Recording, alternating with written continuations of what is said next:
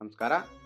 ಸ್ವತಂತ್ರ ಪೂರ್ವದಿಂದ ಹಿಡಿದು ಇಲ್ಲಿಯವರೆಗೂ ಅದೆಷ್ಟೋ ಜನ ನೇತಾಗಳನ್ನ ಈ ದೇಶ ಕಂಡಿದೆ.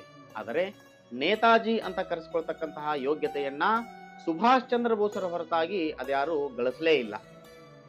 ಈ ವಿದೇಶಿ ಆಚರಣೆಯ ಅಮಲಿನಲ್ಲಿ ಫೆಬ್ರವರಿ 8 ಪ್ರಪೋಸ್ ಡೇ ಅಂತ ಹೇಳಿ ಆಚರಿಸ್ತಿರ್ತಕ್ಕಂತಹ ತರುಣ ತರುಣಿಯರಲ್ಲಿ ನಾನು ಪ್ರಶ್ನೆ ಮಾಡ್ಲಿಕ್ಕೆ ಬಯಸ್ತೀನಿ. ಬಂಧುಗಳೇ, ನಮಗೇನಾದ್ರೂ ಗೊತ್ತಿದೆಯಾ? ಈ ದೇಶದಲ್ಲಿ ನೀವು ನನಗೆ ರಕ್ತವನ್ನ ಕೊಡಿ, ನಾನು ನಿಮಗೆ ಸ್ವತಂತ್ರವನ್ನ ಕೊಡ್ತೀನಿ ಅನ್ನುವಂತ ಒಂದು ಘೋಷವಾಕ್ಯವನ್ನ ಕೊಟ್ಟಂತಹ ನೇತಾಜಿ ಸುಭಾಷ್ ಚಂದ್ರ ಬೋಸರು ನಿರಂತರವಾಗಿ 93 ದಿನಗಳ ಕಾಲದ ಯಾತನಾತ್ಮಕ ಹಾಗೂ ಸಂಘರ್ಷಾತ್ಮಕವಾದಂತಹ ಬದುಕನ್ನ ಬದುಕಲಿಕ್ಕೆ ದಿಟ್ಟ ಹೆಜ್ಜೆ ಇಟ್ಟಂತಹ ದಿನ ಇದು.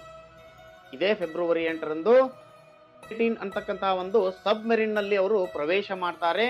ಅಲ್ಲಿಂದ ಜರ್ಮನಿಯಿಂದ ಜಪಾನ್ಗೆ ಹೊರಟು ಯಾವ ವಿಶ್ವ ಯುದ್ಧದಲ್ಲಿ ಸೆರೆಯಾಳಾಗಿರ್ತಕ್ಕಂತಹ ಭಾರತೀಯ ಕೈದಿಗಳನ್ನ ಸೇರಿಸಿಕೊಂಡು ಆಜಾದ್ ಹಿಂದ್ ಫೌಜ್ ಅಂತಕ್ಕಂತಹ ಒಂದು ಸೇನೆಯನ್ನ ಕಟ್ಟಿ ಬ್ರಿಟಿಷರ ವಿರುದ್ಧ ಸಂಘರ್ಷಾತ್ಮಕ ಹೋರಾಟಕ್ಕೆ ಅಂತ ಹೇಳಿ ಅವ್ರು ಹೇಳಿದ್ದಾರೆ.